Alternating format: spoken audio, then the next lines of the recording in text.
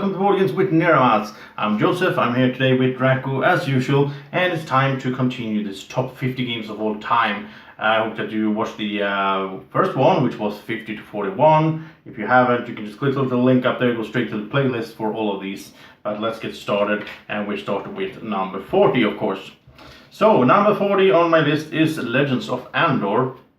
Legends of Andor is a adventure game, sort of, but it also has this Euro mechanism, basically, and then you'll have to plan ahead what to do, because you'll have limited time to do stuff. If you kill a monster, the time actually moves forward, which makes it you can't just go out and just kill all the monsters, because then you lose. So, and it's different objectives. You play this as a scenario, one after the other. There's a few different expansions for it. I haven't played those. I just played the base game, but I think the base game is really fun. You really good cooperative game where you get that feeling of everybody working together. And if we make it, then you're really happy about it. Everybody cheers and so on. So I think I like the whole fantasy setting and all that. So Legends of Andor, that's my number 40. And let's go to number 39. It's a fairly new game. It's called Tribes: Early Civilization. This one was released this year. And there's going to be a bunch of new games on this list. I won't deny that. And some might say that, well, have you played them enough? I think so, because I play a bunch of games all the time. I play a lot of games all the time. So yeah, I played a bunch of them. But then again, my list might change a bit from year to year, of course. But let's not get into that. Tribes: Early Civilization, that's my number 39, because it's designed by Rustan Håkansson, who also did Nations and Nations the Dice game, which are two games that I like. And in Tribes, it's sort of like the setting before Nations. It's before you have Nations. You're just like in the Stone Age, basically, up to the Bronze Age. And you're going to discover things. The whole game is like a big tech tree, which I really like. I love tech trees like that. And you have a bunch of different actions. You have your own little player area where you move your huts around, sort of your villagers, and get different kind of resources that you can get access to. By using them, you can discover new technologies or new things for your culture, and that gives you points. And it's fairly quick and easy going. It's not that heavy. It's not a game that you sit with all night. But I like that you can play this pretty quick, and it also scales very well from solo. Actually, you can play solo. I did that on the channel. You can check that out up there. To 2 or 3 or 4 players, and the game really is balanced out for that. So really fun game, and I can recommend that. That is Tribes: Early Civilization, my number 39. Now my number 38, another new game. It's called Valletta. Valletta is a building game, Euro style, I would say, but you have deck building as sort of the base mechanic. So you have this deck of cards with different workers or different people that can do different things, like a merchant, he can bring you a coin and so on. You play 3 of cards, you have 5 cards in your hand, but you play 3 every turn. And when you build new buildings, if you build a lumber mill, you will also collect the woodworker, or whatever it's called, lumberjack. And then he can bring you more wood than the sort of standard guy that you had from the beginning. It's just standard deck building stuff. There's a fun twist to it, though, that I really like, and that is at the end of the game, when the game end is triggered, then everybody gets to play the whole deck and their discard pile shuffled together, and you get to play it all one more time. And that is so interesting, because that means that if you, in many deck building games, you try to thin your deck out, right? You want to have the best cards left, so you get them so many times during the game. But in Valletta, you can't really, you can do that, but then you will miss that last thing where you play through the whole deck. So maybe you want to have a thick deck. It's a balance, but I love that one. And I also think it looks nice. It's good feeling about the game. So that's Valletta, my number 38. Now number 37 is a bit older, even though it's still pretty new, and that's Eldritch Horror. Now Eldritch Horror, I almost only play it as a solo game, because it's fairly long and so on. But I like it as a solo game, playing two-handed or so. I think it's really fun. I really like this traveling around the world, meeting the bad guys, trying to take care of the crisis that arises. You always feel like you don't have enough time. Everything is happening. You have no chance of doing it. It's really hard as well. I mean, they should be with all the Cthulhu gods and all that. Really cool game, and I like the fact that in this game, if one of the characters die or go insane, the game doesn't end. Instead, if your character goes insane, he goes to the mental hospital. You get a new character, and then you can visit him at the mental hospital, and maybe he can give you some information or a clue, of course, since it's about this Cthulhu universe. So I really like that one. Eldritch Horror, my number 37. Then 36, we have a really beautiful game. It's called Saya Legends of a Drift System. And this one I have only played with the expansion. That makes it possible to play it solo and two-player as well. So I can only speak for that. I haven't played the base game. But Saya is a really beautiful game. You have this big space that you're exploring. And it's sort of a sandbox. It feels like a computer game in some ways, you know, the big sandbox games. But I mean, I could play it, and I'm like, this time I'm just gonna trade. I'm just gonna be a tradesman. I'm gonna go from here and pick up some cheap stuff, and I'm gonna go over there and sell it. And I can do that, and that's a way to win the game. At the same time, one of the other players, by the way, I wish they weren't more than two. I wouldn't play this with more than 3 people because the downtime is severe. That's the only real downside of the game. Otherwise, it would have been much higher on my list if it was. But it's also at the same time, I mean, I don't know how to do that to make the downtime, because you have to do a lot of stuff in your turn. Perhaps you could have had, like, I do one thing and then the next player so on, but then I don't know if this would have been possible. But anyway, one of the other players might not go for trading, and they might go for being a outlaw and, you know, trying to raid my ship. Then I might need to get some guns to defend myself. But then there's also these AI sort of ships, the lawman and the outlaw and the merchant, and they are going to interact with us as well. Really fun game. Really like it on 2 players. That's just so much fun in Saya Legends of a Drift System. That's my number 36.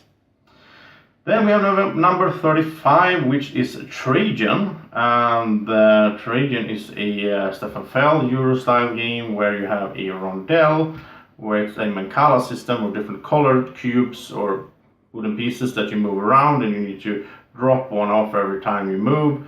And whatever you land on is the action that you get to do. Really cool game, and depending on how much you move, the game goes faster or slower before the game ends. So the players affect that, which is something I really like in that game. And I love that it's rondel system with the Mancala and all the different actions and the Roman theme. I like that. This was actually number 10 on my list last year. Last year I only did a top 10 together with Lucas and Andreas. This was number 10 then. It's down to 35 now, so I haven't played it that much this year, to be honest. And there's been so many other games, and also it's one of those games that sort of take the whole night or the whole evening, the game evening to play. That's why it doesn't come up on the table that often in when we play 4 players. When you play 2 players, it's not that long, but still it's sort of it's on the heavier side of the games that are on the gaming group table. So, but I really like Trajan, my number 35. Then we have number 34, and that is For Sale. Now it's a totally different game from the other ones here. For Sale is a quick little card game. You can play up to 6 players, and it's more fun, I think, the more you are. The game is just really simple. You have one round where you sort of bid with little markers or you know, like poker chips. You bid on sort of different cards that represent different estates or things you can buy, and they have different value. You bid on that, and then you take the next round. There's going to be contracts out with money, basically. There's money out there to grab, and everybody's going to, at the same time, reveal one of those buildings or estates that they bought earlier. And the money goes in different values, so depending on how high of a value you have on your card that you use, you're going to get in a certain order, get the money. Really simple design, really easy to learn, get into. You can play it with anyone. Perfect gateway game. I mean, perfect, just, you know, you can play it in 20 minutes. So a really fun one. For Sale, that's my number 34. Then my number 33 is back to a bit heavier again, I think quite heavy for me at least, and that's the Voyages of Marco Polo. That's my number 33. This is a Euro-style game, but you have dice that you roll, and you use those dice as workers to do different actions on a board. And it's also a travel game, in certain you move around the board to go visit different buildings or cities actually, to do different actions.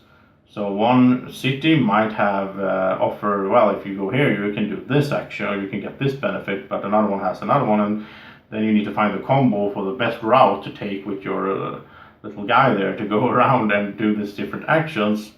And to do all that, to travel and to build and so on, you need to roll those dice and get the perfect numbers. But it's not just luck based, because you can affect that in many ways. You can use them in different ways. I had a lot of AP analysis paralysis, thinking too much in this game, but I still enjoyed it a bunch. And that is the Voyages of Marco Polo. That's my number 33. My number 32 is a classic one, that's Seven Wonders. It's been out for 7 years now, actually.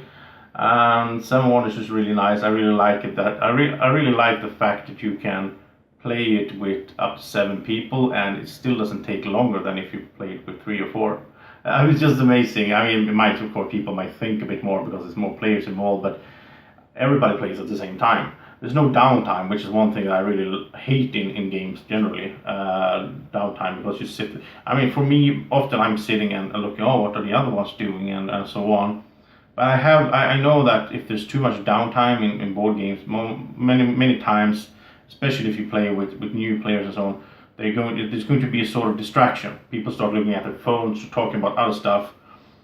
Seven Wonders, you can't do that because you're involved in the game all the time. So Seven Wonders, it's a great game. That's my number 32. And final game of this top 10 part list is number 31, and that is Blood Rage. Now, Blood Rage is Viking gods and everything themed game that sort of, at first glance, it looks like a combat game or a war fighting game. But it really isn't. It's really a points gathering game. But the main mechanic is card drafting, just like in Seven Wonders, basically, where you start every round with cards, you pick one, send the other ones. But here you can sort of really find, the cards let you do things on the map, and the map has these really cool miniatures, like giants, and they are so cool. Draco loves them. Really cool monsters that you can get on your team that will fight the other guys. And also, this is a bit weird. It took me a while to get into with Blood Rage, but winning is not always the best option. Sometimes you want them to die because you get points if they go to Valhalla. So that took me a while to get into, but now I really enjoy it. So my number 31, that is Blood Rage. And then we're going to have 30 to 21 in the next video. And we're going to get closer and closer to the really hot games, the ones that I really love. So I hope that you keep watching, and thank you for watching this part. And I think Draco is eager to make his own top 10. So we hope that comes soon as well on the channel. So thank you so much for watching, and have a great evening or morning or whenever you're watching this. Take care. Bye-bye. Breathe in. Look into these eyes. Subscribe to the channel. Now, exhale.